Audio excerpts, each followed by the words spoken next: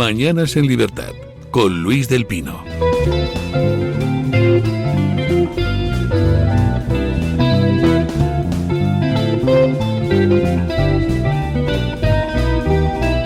...8:44 de la mañana, 7:44 en las Islas Canarias. Y empezamos nuestra tertulia de lujo hoy con don Rubén Herrero. ¿Qué tal está usted, don Rubén? Pues, como siempre, alerta ante el enemigo, siempre fuerte de conciencia contra este gobierno y su indecencia. Bueno, y el segundo tertuliano de nuestra tertulia de lujo de hoy es don Isaac Blasco, pero antes se me fue la olla a primera hora del programa, si es que a esas horas mañaneras está uno ya que no sé, y dije don Isaac Blasco, infoblogger, no, infoblogger es don Isaac Parejo, don Isaac Blasco no es infoblogger, pero bueno, los dos son tertulianos excelentes. Don Isaac Blasco, ¿qué tal está usted? Buenos días, a ver, voy a hacer las prácticas de infoblogger, a ver si bueno, persevero. Hoy trae Voz Populi una noticia enormemente interesante. Ayer pues tuvimos segunda jornada de caos. Ya saben ustedes que alguien robó cobre en las líneas del AVE, lo cual demuestra que están muy vigiladas, gracias Óscar Puente, y se interrumpió la circulación de los AVEs Madrid-Sevilla. Y hubo gente atrapada en los trenes durante 10-12 horas, ¿no? Una cosa espectacular. Pero es que ayer, es decir, horas después de eso, nos encontrábamos con una nueva avería en la línea del AVE Madrid-Sevilla, pero esta vez era de la señalización. Y además nos encontrábamos con un apagón en dos líneas del metro de Madrid, que tuvieron que interrumpir el servicio.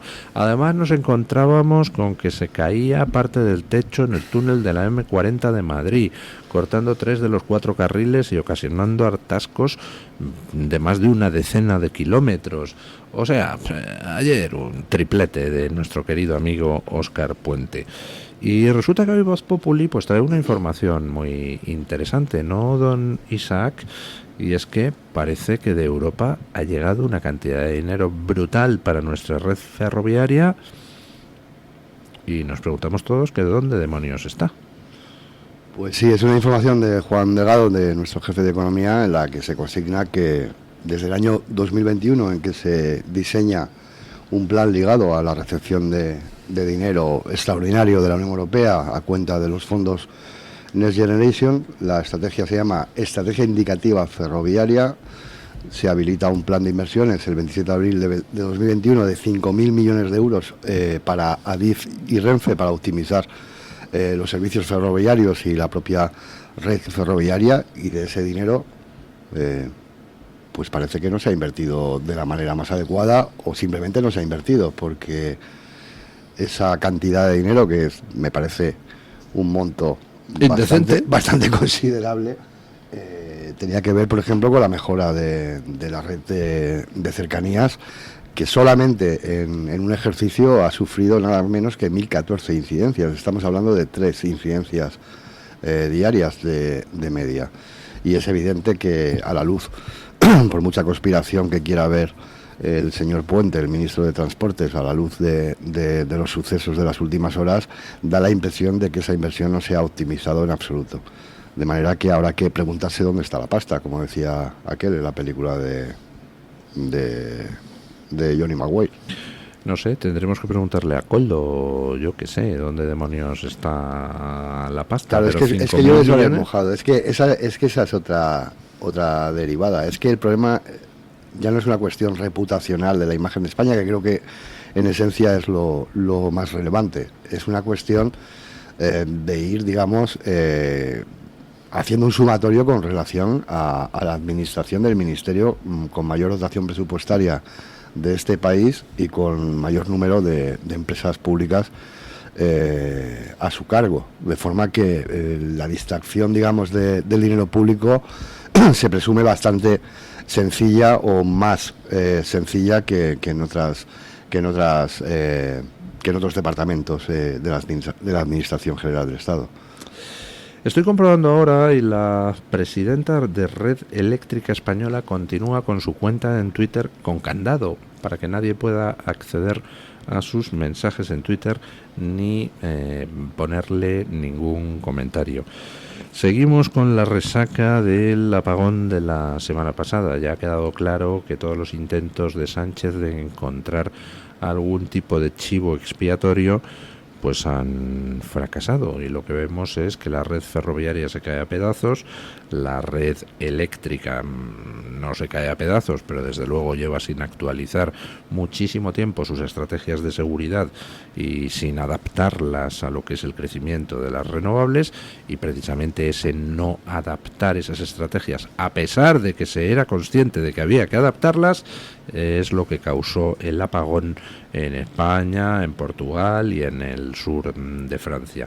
Se ha iniciado ya la batalla judicial, va a haber que enfrentar indemnizaciones millonarias dentro de España y fuera de España, porque Portugal, por supuesto, exigirá compensaciones económicas por los daños causados, y yo tengo la sensación de que esta vez a Pedro Sánchez las cosas le van a salir menos gratis que de costumbre, en el sentido de que el apagón solo, entre comillas, ha causado 12 muertos, nada que ver, por ejemplo, con la Dana, pero en la Dana intentó zafarse echando balones hacia la Generalidad de Cataluña y más o menos ha ido trapicheando para salir del paso, pero aquí en el apagón, al quedarse sin chivos expiatorios, pues no sé qué va a hacer. Le puede cortar la cabeza a Beatriz Corredor, pero con eso tampoco va a alejar de sí mismo las responsabilidades. ¿Cómo ven ustedes esta resaca del apagón? Pues a este criminal contra España y contra los españoles, que es Pedro Sánchez, no le va a salir nada caro. Hay barra libre. Hacen lo que quieren, deshacen cuanto pueden. El daño que están haciendo es mayúsculo, un coste político ridículo, y les da todo exactamente igual. Aquí hay barra libre para atentar contra España, para pactar contra sus enemigos. Recordamos que en este apagón, responsabilidad de un sistema energético ineficiente como es el que tiene España, por no confiar plenamente en la energía nuclear y sí en unas energías ineficientes y caras como son las renovables, que son incapaces de producir lo necesario para nuestra soberanía energética, pues este gobierno le da todo exactamente igual. Y hay que recordar que mientras algunos payasos bailaban en las calles, había 12 compatriotas muriéndose por fallos eléctricos en sus sistemas sanitarios, y la gente, qué bien, podemos bailar, podemos reír por las calles. Es que ni que esto fuera un país del tercer mundo donde se va y vuelve la luz. Yo, si me permite, no culpo a quienes pueden dedicarse a bailar si se quedan tirados en un tren en mitad de la nada. Pues puedes dedicarte a bailar o dedicarte a leer si llevas un libro, o morirte de asco sentado en el asiento. A mí no me parece mal que la gente, a mí no, pero que te baile. Lo que me parece, quien sí me parecen payasos son los que se ponen a jalear eso intentando acallar las críticas. Yo me refiero a este tipo de personas. Yo me refiero a los que han, una vez más, infantilizado, romantizado, quitado importancia a lo que ha sucedido, ¿no? Claro, uno que está en la calle y se aburre, que haga lo que quiera, pero a mí, los que han intentado romantizar e infantilizar, porque la política en España ya es a ver quién llora más, a ver quién baila más en el hormiguero, a ver quién cuenta un chiste, no sé, esto es a ver quién lleva el modelo más ridículo. Esto es la política a día de hoy en España. Y bueno, ya respecto a todo esto, nos advierte Santiago Abascal cuando dice, y nunca le falta razón, que lo peor está por venir, porque Pedro Sánchez y su gobierno contra España se van superando semana tras semana en el desastre absoluto. Lo que acaba de comentar Isaac, ¿dónde está el dinero para nuestra red ferroviaria? Hay que recordar los trenes de Extremadura una vez más. El caos, que hay vías de madera de cuando gobernaba Sagasta en el siglo XIX.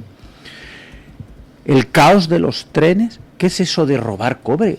Los trenes y su tendido ferroviario son una infraestructura pública estratégica como una central nuclear. Tendrían que estar protegidos y emplearse fuerza letal para defenderlo. ¿Qué es eso de dejar expuestas nuestras infraestructuras estratégicas. Es que nada de lo que está sucediendo tiene sentido, salvo un gobierno Frankenstein pactado con los proetarras de Bildu, y así evidentemente nos van las cosas. Claro, y es que yo no llamaría, como dice Rubén, criminal a Pedro Sánchez. Yo creo que es un dirigente político que jamás ha tenido el interés general como cuestión prioritaria. Y yo creo que eso se refleja en el día a día de un gobierno cuya gestión es una mezcla, en mi opinión, de incuria, de dejadez, de desinterés y de incompetencia. Yo creo que el problema fundamental que en mi opinión y de saqueo puro y duro. Claro, es que yo creo que cuando hablo de desinterés me refiero a que el interés general deja de ser prioritario para anteponer intereses de partido, intereses colectivos, intereses corporativos, intereses personales o intereses de grupo. Yo creo que hay un andamiaje absolutamente identificado, absolutamente claro, que de algún modo constituye o conforma una estructura paralela a la estructura oficial del Estado, en la que unos muy pocos, no diré unos pocos, diré unos muy pocos, están dictaminando y están tratando de algún modo de bueno, no diré de vaciar este país, pero sí de llenarse los bolsillos, de preparar el futuro de una manera, yo creo que bastante indisimulada. Lo hablábamos antes de entrar en el estudio, Luis. A mí me da verdadero escalofrío ver cómo un presidente del gobierno dice con toda naturalidad que va a formular una consulta pública para avalar o no una operación privada.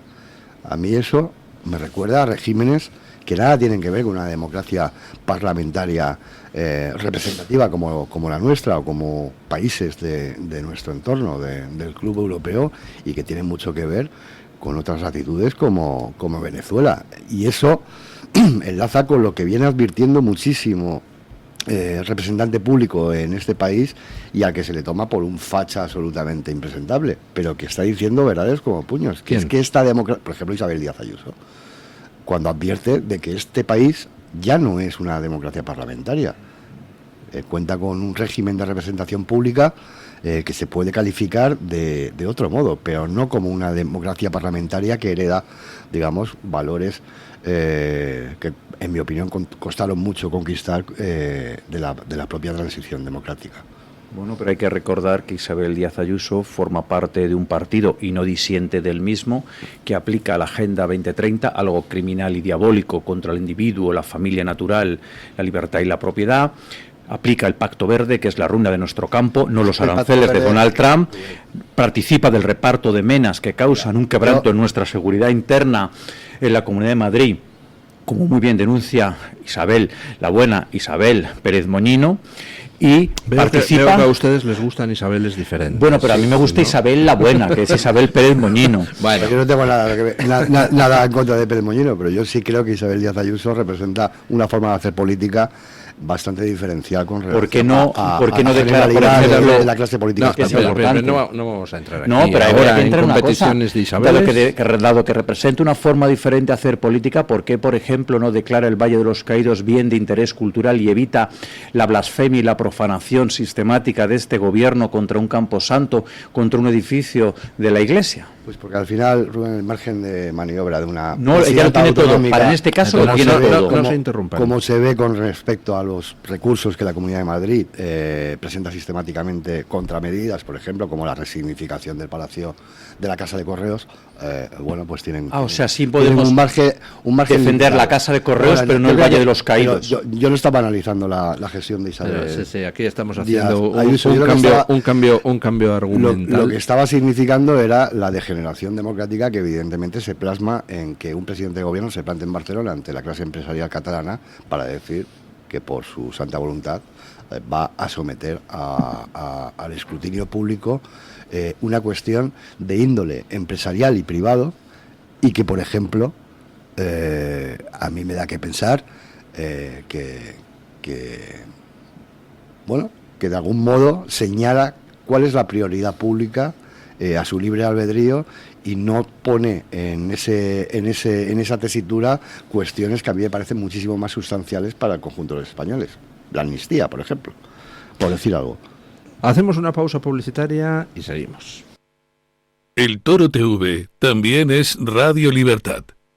En 1935 se fundó el que sigue siendo un referente en el tratamiento hospitalario del enfermo mental. En Málaga, el Hospital Psiquiátrico San Francisco de Asís. En 2005 se complementó este hospital con la Comunidad Terapéutica San Antonio.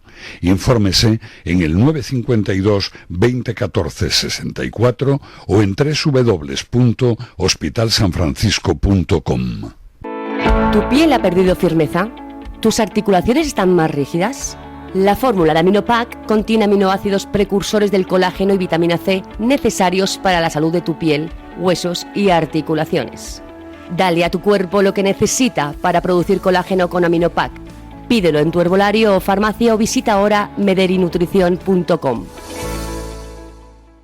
Los grandes deportistas como Carlos Alcaraz siempre quieren más. ¡Más! ¡Más! Nueva gama de El Pozo Bienestar Más Proteínas. Pavo, pollo y jamón cocido, ahora con un extra de proteínas. Para los que quieren siempre más. El Pozo, 70 años siendo uno más de la familia. Está harto de que le hagan esperar al teléfono, de que no le expliquen las ventajas de la contratación en sus seguros. Ahora puede contar con Incos. Le damos un trato personalizado y le ofrecemos un ahorro en sus seguros. Así que no espere más y llame a Incos al 91 032 69 47. Se acaba la era Bergoglio. Ya no pueden ocultar el miedo a un cónclave con cardenales fieles a la fe. Ante el temor, resurgen los viejos métodos, mentira, intrigas y sospechas.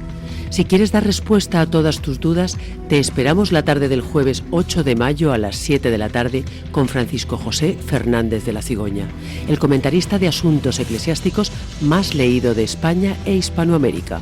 Llama ya al Club de Amigos al 91 616 2464 e infórmate.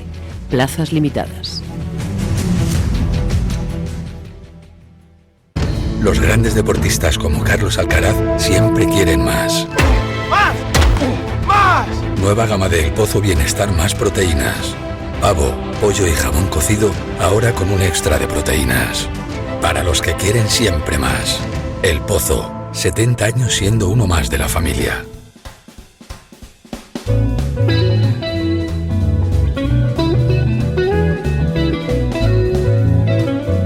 Mañanas en Libertad, con Luis del Pino.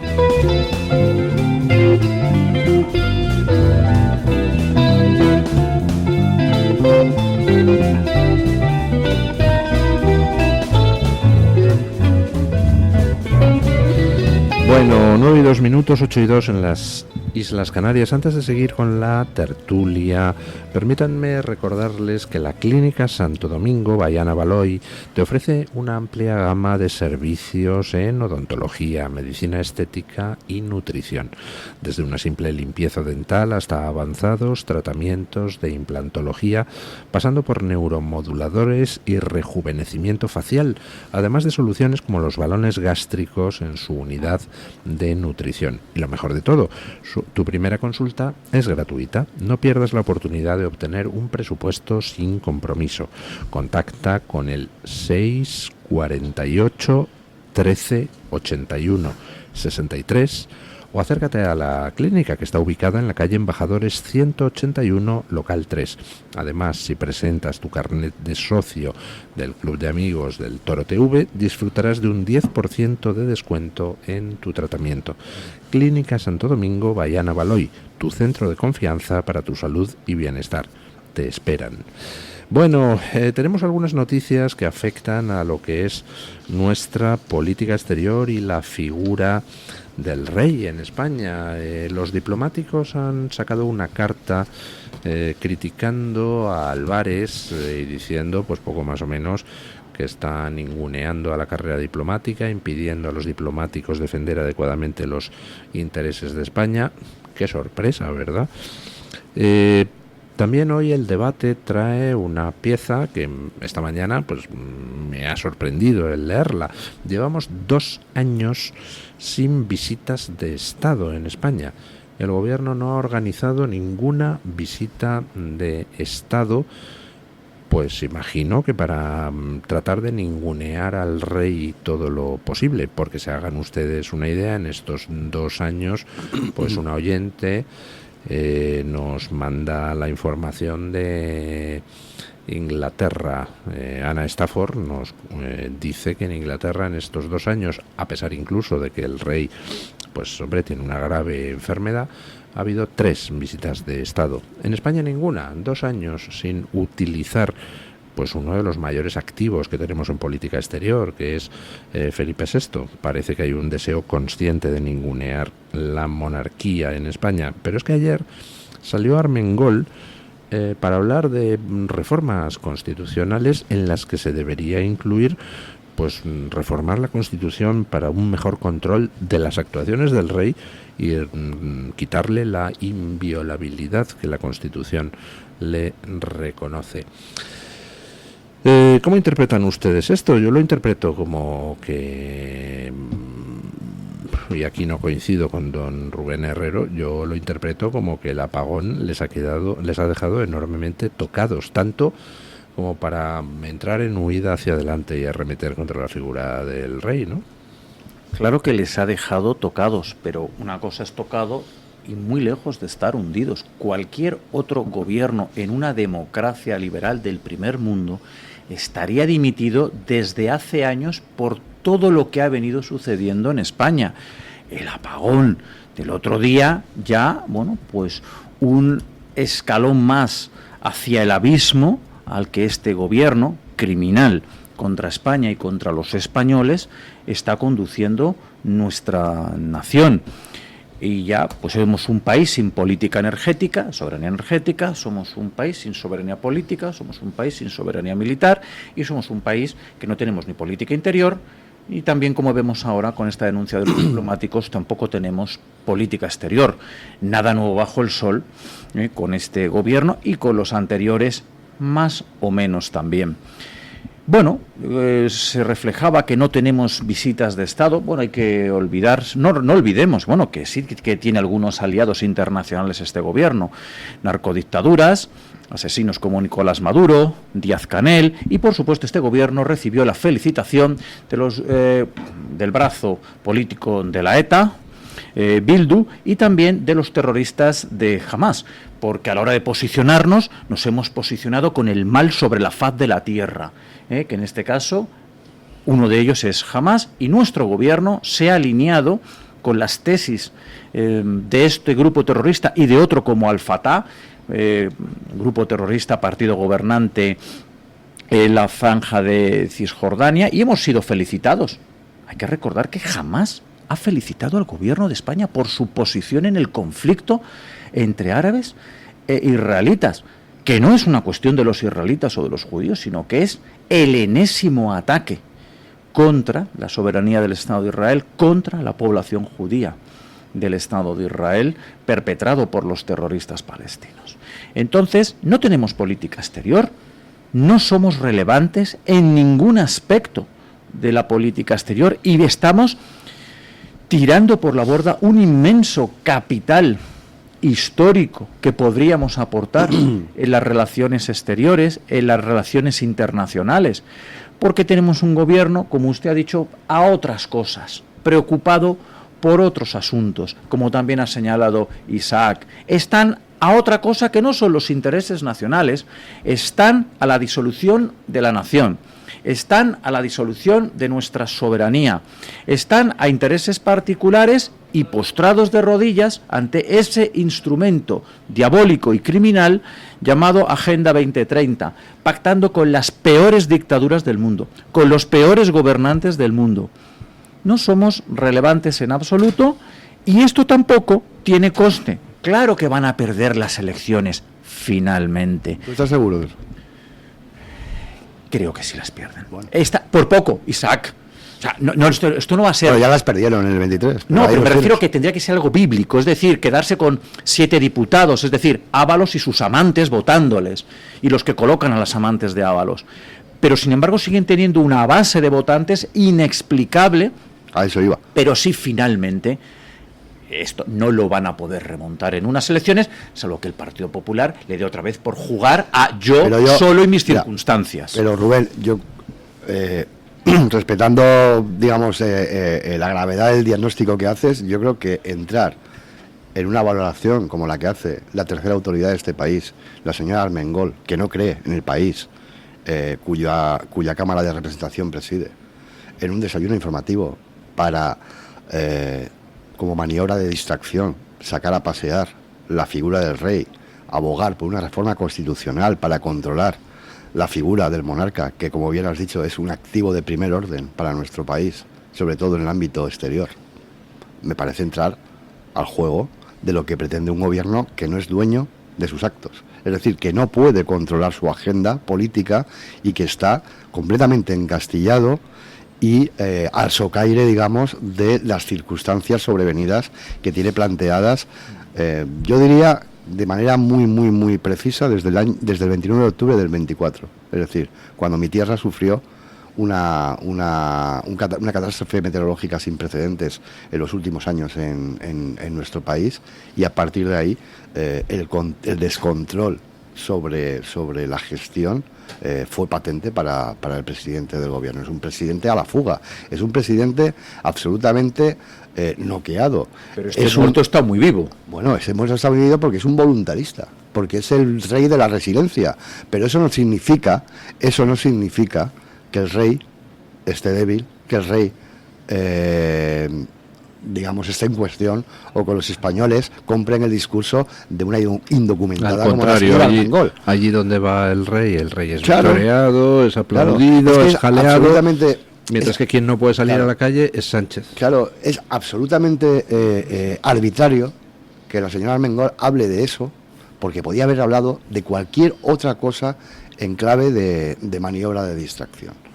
Yo lo que creo realmente es que España está por encima de este gobierno. Las instituciones, pese a la gravísima erosión de que están siendo víctimas de este país, siguen siendo contrapesos válidos para, digamos, mantener en pie, aunque sea con ciertas dificultades, el Estado de Derecho que Sánchez quiere subvertir desde el 1 de junio de 2018, en que es presidente de gobierno y gana la moción de censura. De forma que a mí lo que diga Armengol, alguien que tiene más de 15 leyes guardadas en el cajón de manera deliberada, porque no conviene a la estrategia política del presidente del gobierno que la nombró, y el caso de las mascarillas, que propició su nombramiento y que tiene efectivamente sombras de sospecha con relación a la gestión durante la pandemia de la compra de material sanitario cuando era presidenta de Baleares, pues me parece entrar precisamente al capote que pretende gente que está, digamos, como el propio Óscar Puente, el ministro de Transporte, que está alimentando unas teorías conspiratorias que no tienen absolutamente ningún sentido y que son un insulto para la inteligencia de 49 millones de españoles. Bueno, pero hay que recordarles, claro, te ponen el capote y como somos toros bravos, yo creo que hay que investir a este y a otro, y es verdad que son maniobras de distracción, como muy bien dices. Ahora hablar del rey, si saben que es imposible una reforma constitucional, porque, bueno, en esto, pero es que además no es necesario. Creo que en esto no contarían con el apoyo esto me del recuerda Partido a lo que decía Popular. Rajoy. Ya sé que Rajoy no es especialmente bienvenido en esta casa, pero Rajoy decía algo que a mí me parecía inteligente, que él no tenía ningún inconveniente en que se abordara la reforma de la Constitución, pero para reformar algo hay que saber qué se reforma, qué se quiere reformar. El problema es que esta amalgama de minorías que tienen secuestrado a un país en virtud de los acuerdos de investidura de Pedro Sánchez, quiere permanentemente, como señuelo, reformar la Constitución, pero no acaban de atinar o no acaban de concretar en qué quieren que consista esa reforma constitucional. Ellos, si pudieran, se llevarían por delante al rey. Lo que pasa es que no pueden. Lo que pasa es que no pueden. Vamos a hacer una pausa publicitaria y cambiamos de tercio porque hay otro asunto que, bueno, va a acaparar actualidad informativa esta semana. Es el cónclave que se inicia mañana en el Vaticano para elegir al sucesor del Papa Francisco. Pausa y vamos a ello. El Toro TV también es Radio Libertad. La doctora Margarita Esteban, especialista en medicina estética, llega a Madrid con el revolucionario tratamiento Endolit para la remodelación corporal sin liposucción ni quirófano. Consigue eliminar esa grasa localizada o tensar esa piel flácida que tanto te trae de cabeza, de piernas, brazos, glúteo o abdomen con Endolit. En una sola sesión y sin postoperatorio. Infórmate en la consulta de la doctora Margarita Esteban en la Clínica Sandra Oliveira, Antonio de Maura 7, El Retiro, o agendando tu cita médica en el 689-707-317.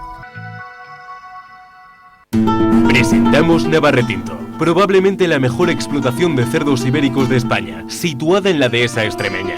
Durante la montanera, los cerdos se alimentan de bellota de encinares sostenibles. Nuestra denominación es de bellota 100% ibérico, mención exclusiva pata negra. Navarretinto tiene como norte la excelencia. Si le gustan los productos ibéricos, llámenos al 91 625 02 28, con total garantía de satisfacción. El Toro TV también es Radio Libertad. ¿Quiere anunciarse en la radio y no sabe por dónde empezar? En Radio Libertad le brindamos la oportunidad de promocionar su negocio en una emisora comprometida con la libertad de expresión. Aproveche nuestras ofertas exclusivas para nuevos clientes. Además, si aún no tiene su anuncio preparado, no se preocupe, nosotros lo creamos por usted. Contáctenos hoy mismo a través de publicidad@radiolibertad.es o llámenos al 91 732 4895. No lo piense más, anúnciese en Radio Libertad. La libertad en tu radio. Escápate de Madrid. Ven al restaurante El Torreón en la cima del Monte del Pardo. Las mejores carnes y pescados desde 40 euros, vino incluido. Carne picaña brasileña y lomo de buey auténticos. Disfruta de su famosa paella con langosta y de grandes vinos y licores en sus amplísimos salones climatizados y terrazas. Cocina abierta de 11 de la mañana a 1 de la noche. Parque infantil, gran parking. Restaurante El Torreón. Naturaleza a 10 minutos de Madrid. Reservas en restauranteeltorreón.com. Escúchanos y no te pierdas nada. Síguenos en redes sociales y entérate antes que nadie de nuestros contenidos, entrevistas y momentos destacados. Búscanos como Radio Libertad en todas las plataformas y únete a nuestra comunidad. Conéctate y vive la libertad en tu radio.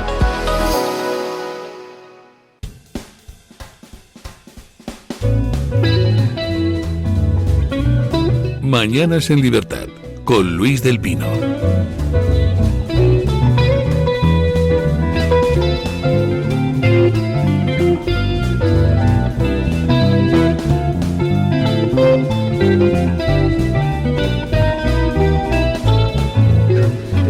Sacerdote, eso sí, te nombran. Ah, sí. Bueno, mañana empieza el cónclave y pues siguen las quinielas sobre quién puede ser el siguiente papa. Los 133 cardenales electores ya están allí en Roma y en estos momentos pues las casas de apuestas siguen con sus quinielas. Usted puede entrar en internet y apostar por va a ser papa tal candidato o tal otro. Los 4 mejores situados, según la casa de apuestas Polymarket, son Pietro Parolin, que es el actual, pues como ministro de Asuntos Exteriores del Vaticano, más o menos, Luis Antonio Tagle, que es un cardenal filipino calificado como, entre comillas, progresista, y luego otros 2 no, entre comillas, progresistas, aunque sí próximos a lo que pudiera ser el finado Papa Francisco, que son Matteo Zuppi y Pier Battista Pizzaballa. Estos son los que en las casas de apuestas se dan como más probables, lo cual no quiere, por supuesto, decir nada, porque luego los cardenales elegirán a quien les parezca, y ya saben ustedes que el que entra en el cónclave papa sale cardenal, que viene a decir que los que parecen mejor situados, pues luego al final ninguno de ellos termina siendo elegido. ¿Qué esperan ustedes de este cónclave, don Rubén? Pues yo soy católico practicante y asisto estupefacto al momento de la Iglesia Católica, con un Papa Francisco y un legado para olvidar, porque este Papa Francisco lo único que ha traído es confusión a la Iglesia Católica, y hay, yo creo, realmente un cisma de hecho que no de derecho. La confusión que ha traído este Papa y su legado, pues me tiene estupefacto. Este cónclave yo espero que se recupere la tradición y el orden en la Iglesia Católica que podían representar Marcel Lefebvre o San Juan Pablo II o Benedicto XVI, y yo de verdad como católico desearía enormemente que el elegido fuera el cardenal de Ghana, Robert Sarah, que reinstaure el orden y la tradición en la Iglesia Católica que se ha perdido con el Papa Francisco, que ha dilapidado un inmenso legado de San Juan Pablo II y Benedicto XVI, con la confusión que ha traído en materia como sexualidad, por ejemplo, y todo lo que ha provocado, ¿no?, con sus declaraciones completamente fuera de lugar. Un Papa no tiene que estar todo el día cayendo bien o señalando, ¿no? El catolicismo es incomodidad, es inconformidad, y este Papa ha intentado atraer a la Iglesia a un sector que al final no ha venido, porque por hacer determinado tipo de declaraciones o por comunicarte de una manera no vas a conseguir nada. Yo no creo que esto sea una cuestión de ser muchos. Bueno, pues como dice Robert Sarah, ¿no? Con Cristo eran 12 apóstoles y fijaros la revolución que organizó solo con 12. No es, el catolicismo no es agregar por agregar. El catolicismo es unos dogmas. Y si eres católico, bien, y si no, pues oye, allá tú, también. Pero lo que no se trata es de que hay que ampliar. Se trata de que si eres católico pases por una puerta pequeña, estrecha e incómoda. No una religión a la carta. No, y este Papa, el Papa Francisco, ha cometido gravísimos errores que han llevado a la Iglesia Católica, en mi opinión, a un cisma de hecho que no de derecho. Y desde luego, si el nuevo Papa continúa el legado del Papa Francisco, estaremos ante una situación tremendamente grave en la Iglesia Católica. Yo por eso espero y deseo que el cardenal de Ghana, Robert Sarah, sea el nuevo Papa de la Iglesia Católica. Bueno, yo creo que, respetando enormemente la opinión de Rubén, yo creo que Rubén da una visión del catolicismo muy personal o muy segmentada con relación a la universalidad del mensaje de Cristo. Yo también soy católico y también soy creyente, evidentemente, y yo no comparto algunas digamos de las operaciones de marketing de Francisco, pero sí comparto la intención inicial y que mantuvo de poner a Cristo en el centro de la Iglesia y de devolver al rebaño el protagonismo por encima de los pastores. Y yo creo que ese anticlericalismo de Francisco ha sido sano para la Iglesia, en mi opinión. Y con relación a la apertura, digamos, del mensaje evangélico, yo creo que es congruente y consecuente con el propio mensaje evangélico, llevarlo a quien no lo conoce. De manera que a mí, cuando se le criticaba desde sectores muy conservadores de la Iglesia por el hecho de ir a Mongolia o a países donde la comunidad católica cabía en un taxi, si se me permite la expresión, yo creo que estaba siendo coherente con la misión pastoral de la cabeza de la Iglesia, en mi opinión. Con independencia de eso, yo creo que este cónclave, sin tener absolutamente ni idea, ni yo, ni Rubén, ni absolutamente nadie de quién va a ser el Papa, una cosa es confundir, no podemos confundir la realidad con el deseo. Yo creo que la geopolítica va a marcar el cónclave y va a ser un cónclave rápido porque la situación... ¿A qué se refiere usted? La geopolítica significa que tenemos ahora mismo una situación internacional que evidentemente no es comparable con conflictos como los que se vislumbraban en la antesala de la Segunda Guerra Mundial, por ejemplo, pero tenemos una situación geoestratégica, geointernacional, geopolítica muy delicada. Yo creo que sin que vayamos a otorgarle al jefe del Estado más pequeño del mundo un papel preponderante en la política internacional, yo creo que su ascendiente o su autoridad moral va a ser determinante para tratar de asentar las cosas. Y yo creo que en ese sentido el cónclave tiene muy presente que la situación terrenal es tan importante como la celestial en este caso. Y lo que quiero decir de cabo es que el cónclave a mí se me antoja que va a ser rápido. Que va a ser rápido. Sí.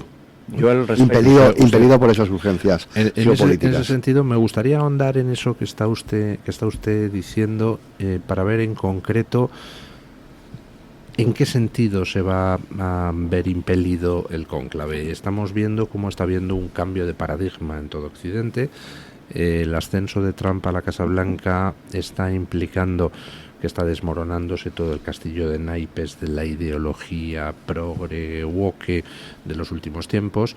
Hemos visto cómo con Francisco la Iglesia se adaptó a esa ideología progre o se mimetizó. Pero yo, Luis, yo tengo una discrepancia con relación a ese análisis. Yo es que creo que Francisco era muchísimo más conservador de lo que se ha pintado por parte de la izquierda. El problema de la figura de Francisco es que ha sido instrumentalizada por una izquierda porque él se ha dejado instrumentalizar. Claro, y voy a poner ejemplos. Porque yo no creo que el Papa tenga que escrutar qué se hace con respecto a su imagen. El Papa podía tener digamos una proyección formal, moderna, progre, enlazada con su propia formación y educación y su propio origen, es que es el Papa. Peronista o argentino en una época muy determinada de ese país, pero el Papa ha sido más que ortodoxo en preceptos claves de la doctrina de la Iglesia. En materia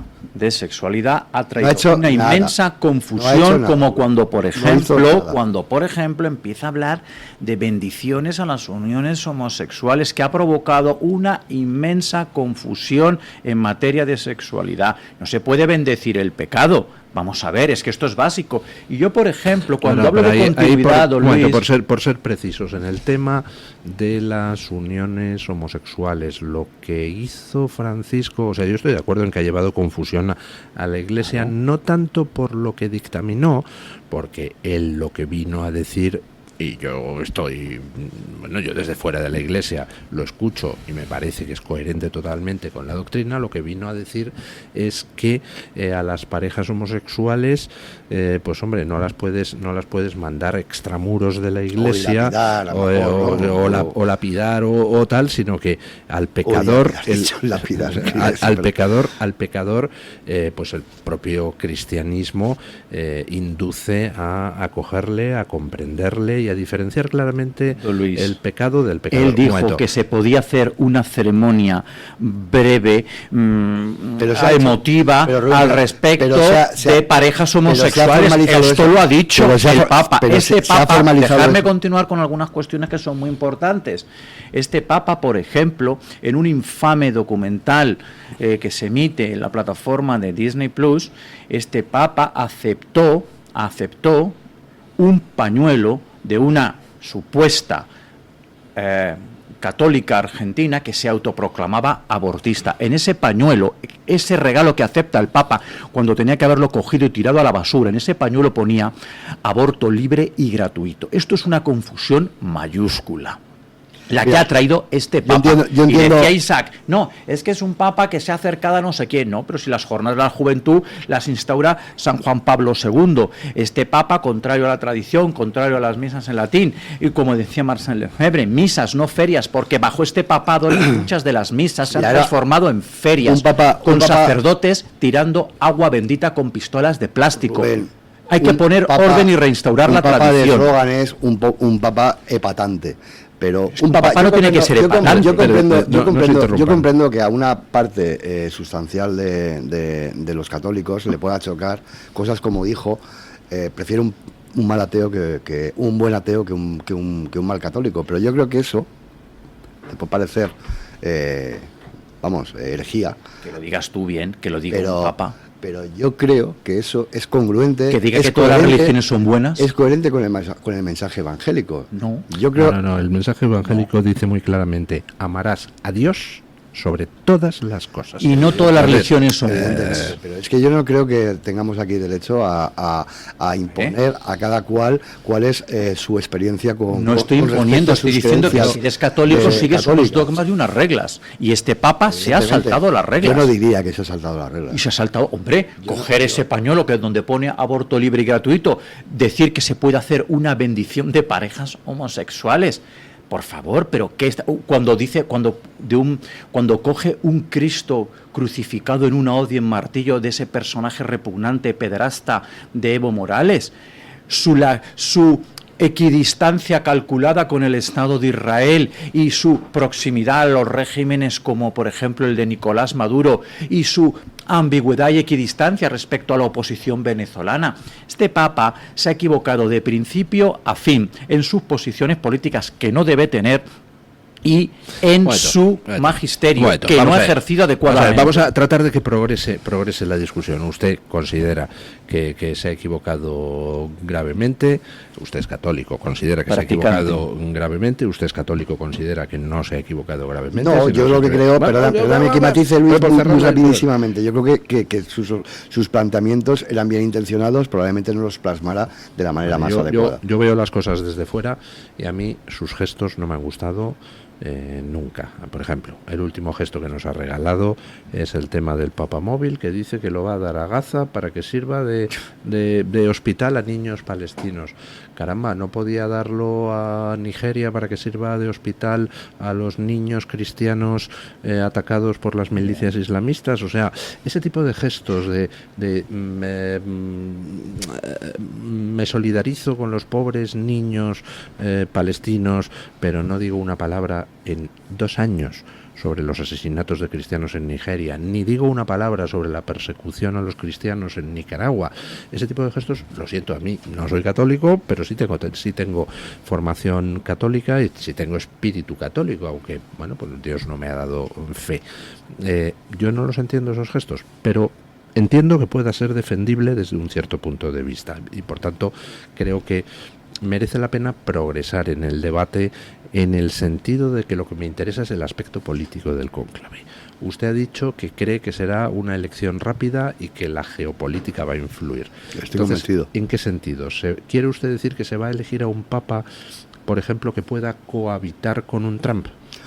Efectivamente, yo lo que creo es que el mensaje de Francisco o el legado de Francisco, en mi opinión, es irreversible. Yo creo que yo no contemplo una regresión.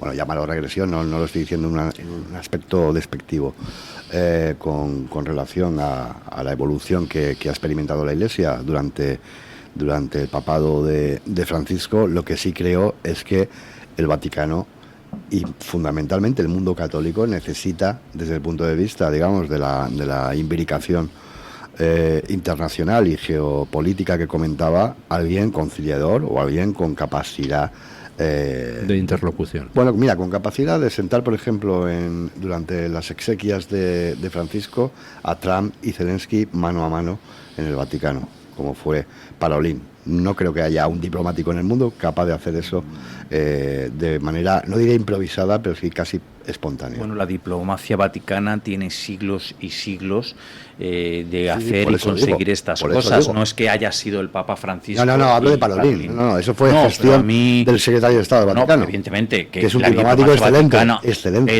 Está reconocida por siglos por su discreción y amparada filosóficamente por el secreto de confesión, ese punto importante que tiene la diplomacia vaticana. Yo lo que quiero decir respecto al cónclave, que el Papa tiene que ser el sucesor de Pedro, que tiene que guiar a los católicos y que tiene que hacerlo con un magisterio ejemplar. Y a mí, por ejemplo, me preocupa muchísimo uno de estos candidatos geopolíticos, como es el cardenal filipino Tagle. A mí ya todo lo que he visto, lo poco que he podido ir viendo de él, a mí es que no me gusta absolutamente nada ver a un cardenal, primero, sin ropa religiosa, como él ha sacado algunos vídeos, o se han sacado vídeos de él en YouTube, cantando una canción abominable, como es el Imagine, capitalizada por la extrema izquierda y abominable no. Ahora es chocante que esa canción la cante un cardenal cuando tiene versos que dicen there is no hell, there is no heaven, que no hay cielo, no hay infierno, ni Dios tampoco, ni religión, ni, eso es chocante. A mí ya me preocupa. Usted, y la canción es abominable, bonita en origen en cuanto a la melodía, pero es abominable ya por el uso y el manoseo que ha tenido sistemáticamente. Yo ya la he llegado a aborrecer, y escuchar a un futuro papable cantar una canción que dice no hay cielo, no hay infierno, me preocupa extraordinariamente. Primero, un papa no tiene que cantar. Segundo, el Papa no tiene que cantar, ni mucho menos el Imagen. Si va a cantar, pues que cante música sacra, que cante canto gregoriano, porque él en su época cantaba en coro. No pasa nada porque cante canto. No, lo siento mucho. Misas, no ferias. Lo que tú no puedes transformar es el catolicismo en una feria, y un cardenal es una responsabilidad, es una vocación, y tú, al aceptar esa vocación y esa responsabilidad, renuncias a cantar en un karaoke. Lo siento, porque no es propio de la dignidad de un cardenal, y mucho menos cantar el himno. No estoy de acuerdo con usted. El hecho de la canción concreta que cantó, hombre, sí es chocante. Esa canción no es, en fin, muy compatible con la doctrina cristiana, ¿no? Pero a mí lo de que cante un cardenal, como si quiere, como si quiere ir a predicar en la feria de abril, da igual. Ahí me ha recordado Rubén yo iba a un bar cuando estudiaba periodismo en Lavapiés. Era muy barato, nos daban unas tapas de jamón, de un jamón malísimo, pero bueno, ahí... pero era barato. Y recuerdo, nunca había un cartel que me pareció muy ingenioso, que decía, prohibido cantar ni bien ni mal. Maravilloso, maravilloso. Yo estoy completamente de acuerdo, porque yo cuando escucho cantar, y encima, por ejemplo, en una liturgia mal, me pongo muy, muy mal, no me gusta nada. Yo quiero misas, no ferias, y si vas a cantar tienes que cantar de maravilla y sacro. No puedes ponerte a cantar esto, porque estas moderneces, estas modernidades, esto confunde finalmente. O sea, es que nadie que escuche, que dice, qué majo es porque canta el Imagen, se va a convertir al catolicismo. Me permite que ponga una anécdota musical. Gustav Mahler, pues aparte de ser uno de los más maravillosos compositores de la historia, en fin, es que su música es de otro mundo. Pero además de eso, fue uno de los mejores directores de orquesta de su época, y de hecho fue primero conocido como uno de los mejores directores de orquesta, y luego ya posteriormente como compositor va ganando fama. Y Gustav Mahler era un compositor era un director de orquesta muy tiránico. Era de los que todos los músicos de la orquesta se defecaban en su familia durante los ensayos, porque es que no permitía pasar una. Ahora eso sí, el resultado era extraordinario, y cuando acababa el primer concierto, pues todos se deshacían en lágrimas diciendo, pero qué genio es este tío dirigiendo, ¿no? Y Gustav Mahler tenía una costumbre que era, no soportaba a la gente hipócrita, no soportaba a los que iban simplemente a escuchar el concierto, pues para verse con el resto de la gente de la buena sociedad. Esos falsos amantes de la música le reventaban, y entonces lo que hacía era, en los adagios, en los tiempos lentos, cuando notaba que todos estos falsos amantes de la música en el público empezaban a ponerse nerviosos y a revolverse en el asiento y a carraspear y todo eso, lo que hacía era ralentizar todavía más el movimiento, ¿no? Entonces eso era lo que le caracterizaba. Él amaba la música y no soportaba a los hipócritas ni a los malos profesionales a un lado y otro del escenario. Y lo digo por lo siguiente: si tú, una iglesia, pretendes convertirla, y en eso estoy de acuerdo con don Rubén, en algo fácil, en algo donde la gente se pueda acercar sin ningún esfuerzo, donde la gente pueda... Pero podemos asegurar... Un momento, termino.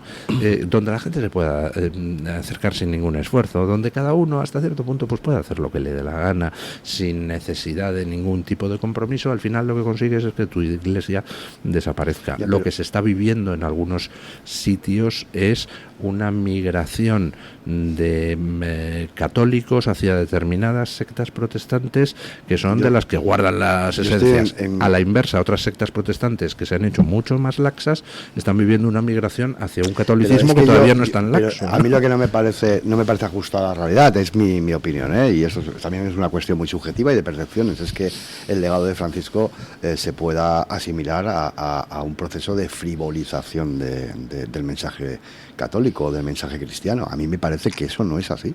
Yo creo que Francisco, evidentemente, no tenía el armazón intelectual de su predecesor, pero don Rubén sabía que se traía entre manos. Don Rubén ha puesto un ejemplo interesante. Tenía un concepto muy jesuita ha sido un papado catastrófico del Evangelio. Es decir, vamos a ver, ¿cuál fue la obsesión principal de Francisco?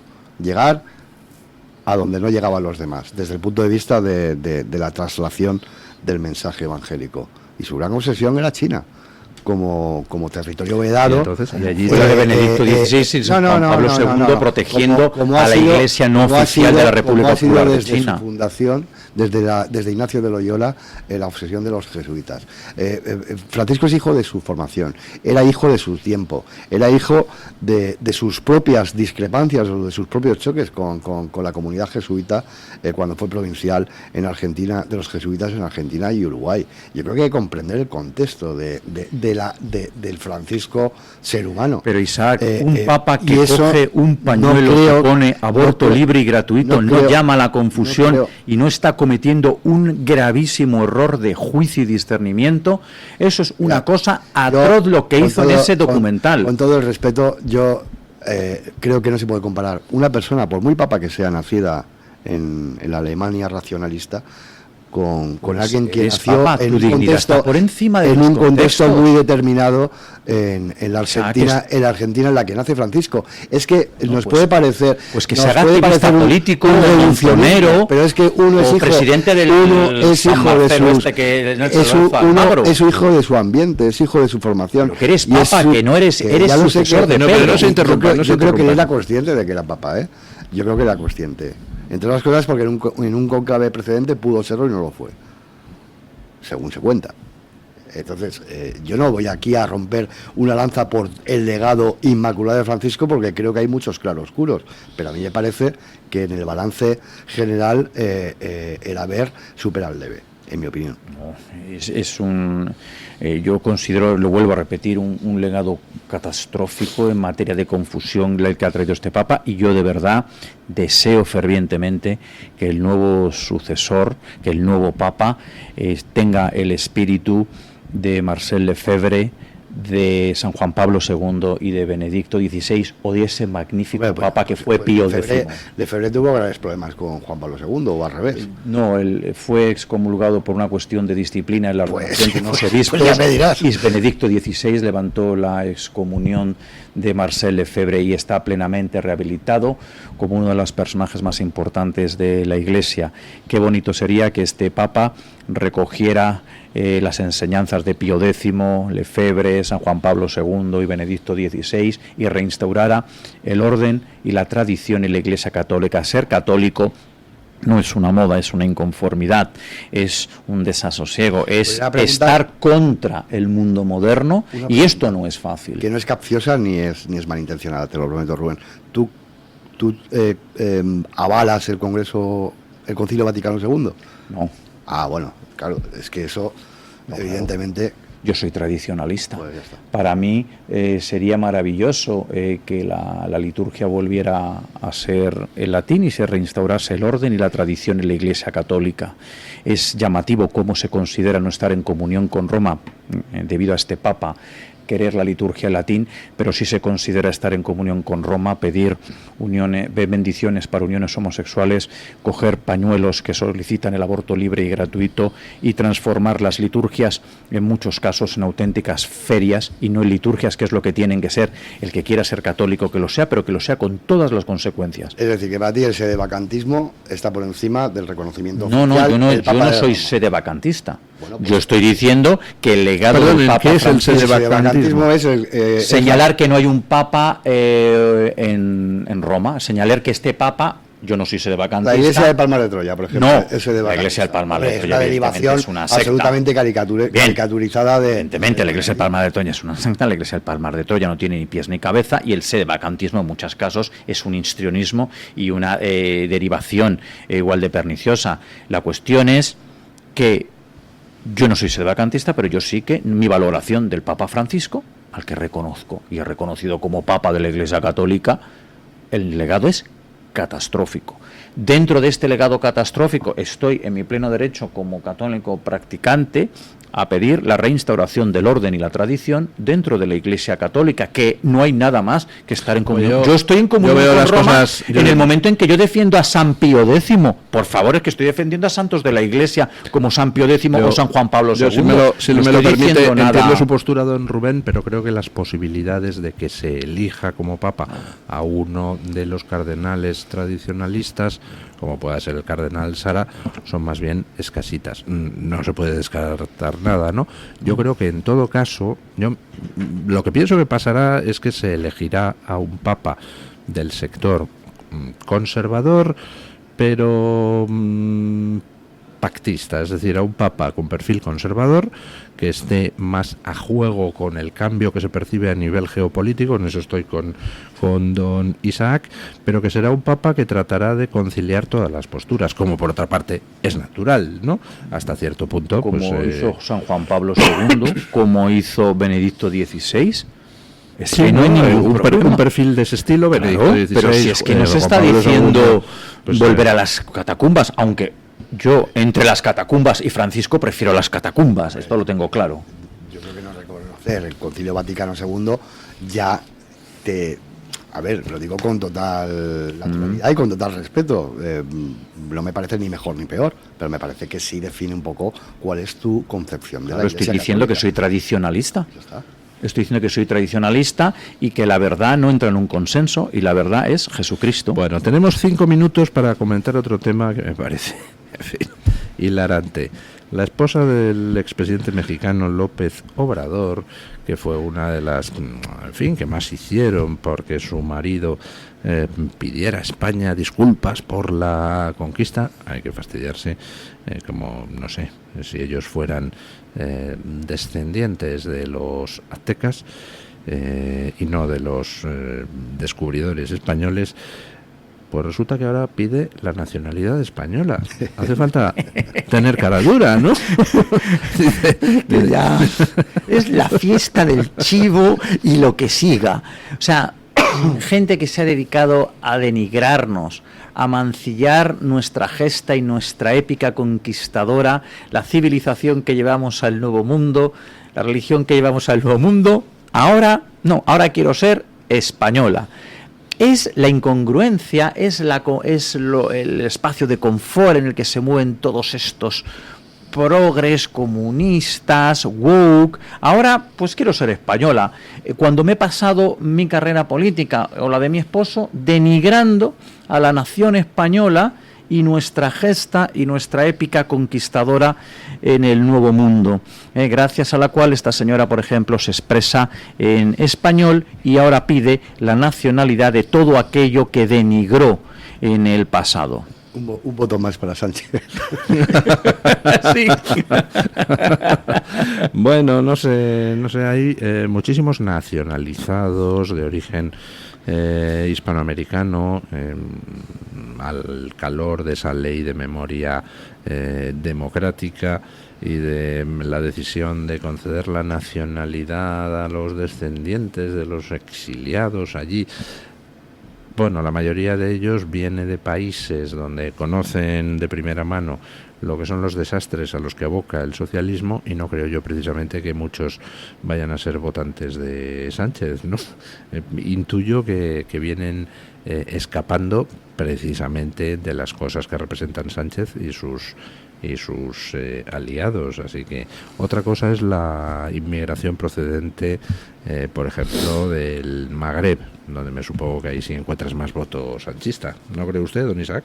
Sí, pero yo tampoco tengo ninguna duda sobre que digamos el diseño o la reforma a la que está siendo sometida la LOREG, y que ya anticipó, porque con él empezó todo, un tal Rodríguez Zapatero, tiene mucho que ver con el voto cautivo y con la necesidad de asegurar respaldos donde antes no los había o no se sospechaba que los podría haber. Aquí no se hace nada, en mi opinión. No se da puntada sin hilo. Exacto, de forma arbitraria. Yo creo que todo tiene un sentido siempre. No estoy yo tan seguro. ¿Recuerda usted toda la lata que dieron con lo de que voten los mayores de 16 años?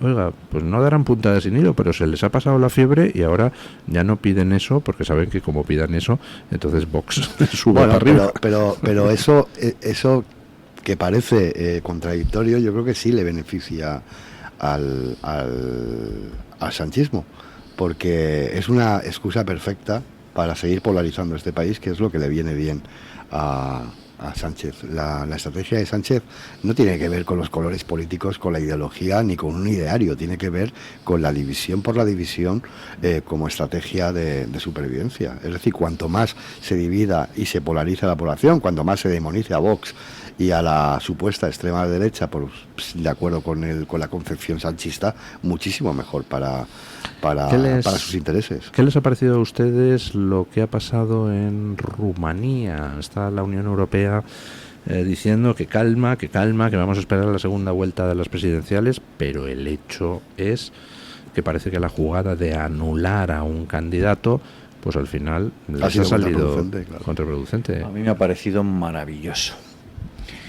No, porque cuando estamos viendo esta ola de autoritarismo contra partidos patrióticos e identitarios, ¿no? La inhabilitación de Marine Le Pen, la anulación de las elecciones de Georgescu, ahora el caso kafkiano de Alternativa por Alemania en Alemania, todas estas cuestiones, todo este cerco y circo mediático político se termina volviendo como un boomerang. Ayer lo decía Marine Le Pen.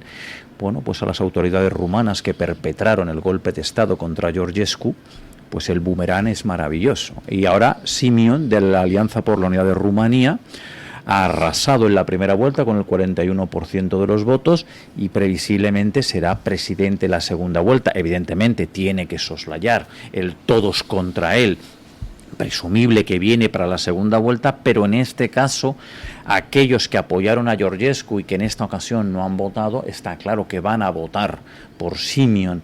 Y bueno, yo creo pues que se está quedando una Europa bastante bonita y vendrá mejor, porque hay un presidente patriótico en Polonia, va a haber un presidente patriótico en Rumanía, tenemos una extraordinaria presidenta en Italia, y un maravilloso primer ministro en Hungría. En caso de Italia es primera ministro también. Por tanto, todo este cerco y circo mediático que se hace contra patriotas e identitarios termina siendo un boomerang, porque finalmente la gente ya está harta. Es que les han quitado a los rumanos una elección presidencial, diciendo que votaban no informados. En un país del primer mundo, claro, en un país de la Unión Europea, votas no informado. Yo creo que el gran reproche que se puede formular a la burocracia bruselense, a ese establishment que tanta inquina genera en los que no llegan a fin de mes, por decirlo rápido, es precisamente ese exceso de paternalismo que llega a aseverar, como dice Rubén, que la población rumana es analfabeta prácticamente y que no está capacitada para votar porque no votan en la dirección que a ellos les conviene. Eso es pervertir la democracia y eso es, como bien dice Rubén, generar un efecto rebote que al final pone a cada uno en su sitio. ¿No? Y la configuración de Europa, que está claro que el viento ya cambia. Si te fijas en el Parlamento Europeo, a día de hoy está esa alianza, ya no es contra natura, sino en perfecta sintonía entre Partido Popular y Partido Socialista Europeo, pero si sumamos todos los partidos patrióticos e identitarios, son mayoritarios, como un grupo en el Parlamento Europeo, y estas elecciones presidenciales y legislativas solo tienen un denominador común en toda Europa, y España no será una excepción. Suben los patriotas y los identitarios. Estas cosas fluctúan mucho porque además en Europa siempre ha habido este tipo de basculación, pero es verdad que es como como dice Rubén, pero yo sigo pensando, y además el día 9 es el día de Europa, yo creo que va a ser un motivo importante para, o por lo menos una excusa de relevancia para poder abordar el asunto del debate identitario europeo. Yo creo que la gente es profundamente europeísta, particularmente en nuestro país.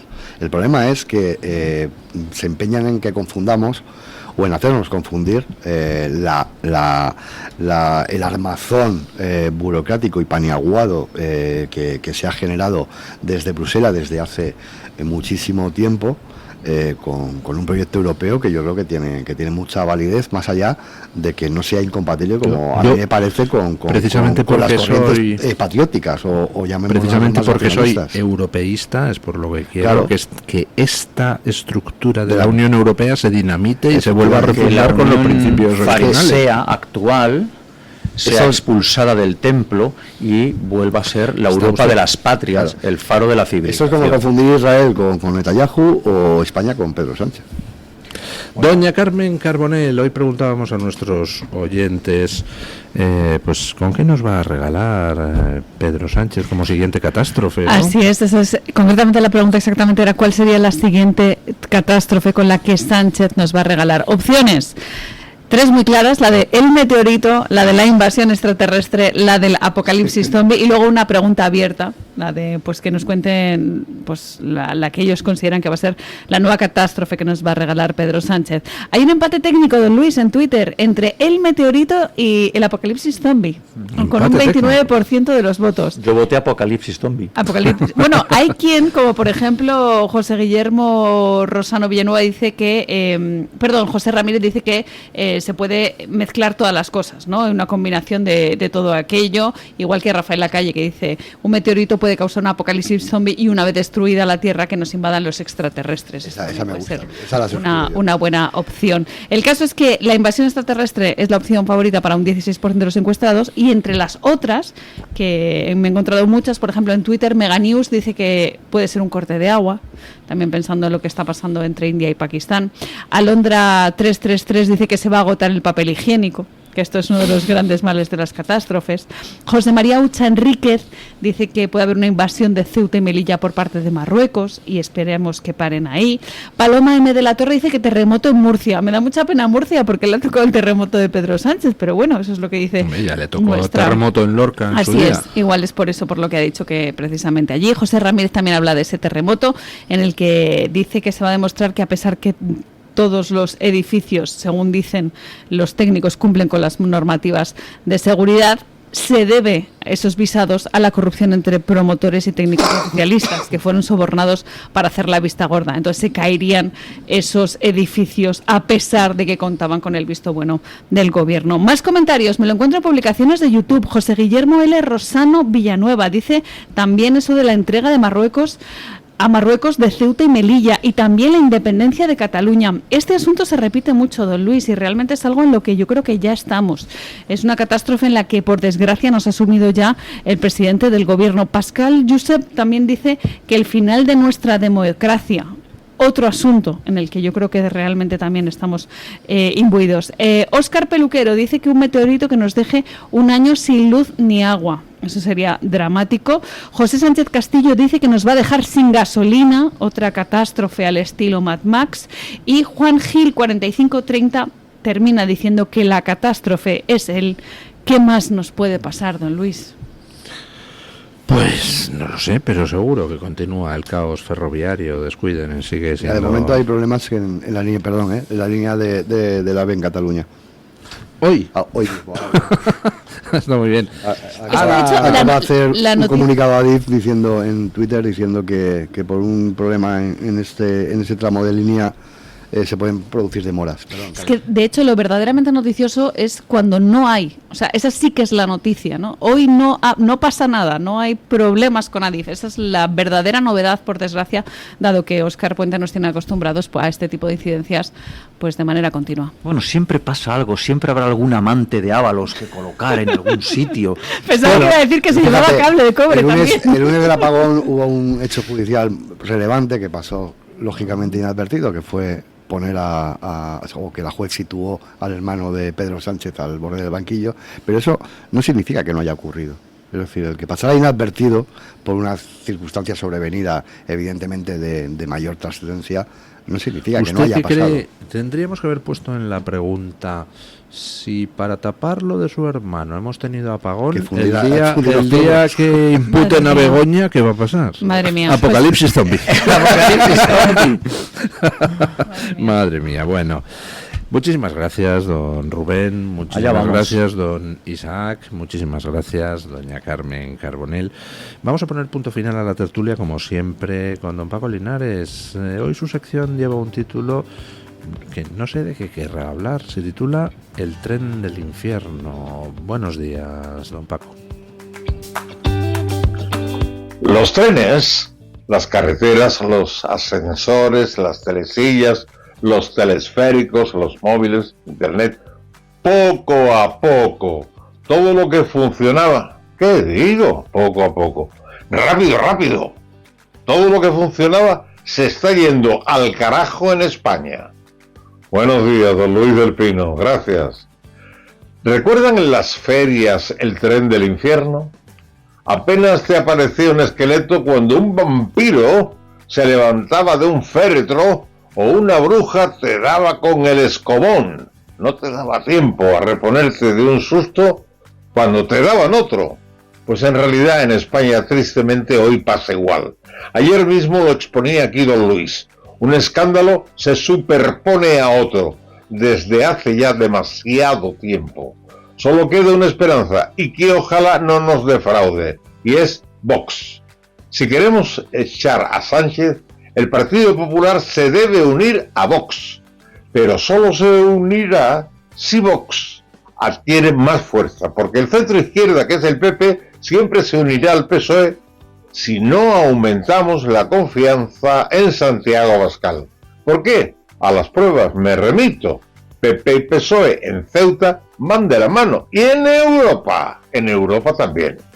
Me comenta el prestigioso cardiólogo y magnífico pintor sevillano don Manuel de Mora lo siguiente. Extraigo una parte de su respuesta a una médico amiga. Bloqueaba en Madrid junto a más de 10.000 personas por el robo de cables e imposibilidad de salidas de los AVE hacia Andalucía. Dice don Manuel, supongo que muchos dirán, bueno, como no me ha tocado a mí, pues te tocará, por ejemplo. A nosotros no nos ha tocado por horas. Estamos asistiendo a un país que se desmorona y cada vez se parece más a Venezuela. No es cuestión de ideología, sino de sumar acontecimientos. Bueno, y ahora ya quiero terminar con una invitación que si la cumplimentan me lo agradecerán. El próximo viernes a las 19:07 de la tarde en Gijón, don Luis del Pino presenta su libro Yo el difamado en el Ateneo Jovellanos. Ustedes se lo pasarán bomba. Y nosotros mañana, más y mejor. Punto final.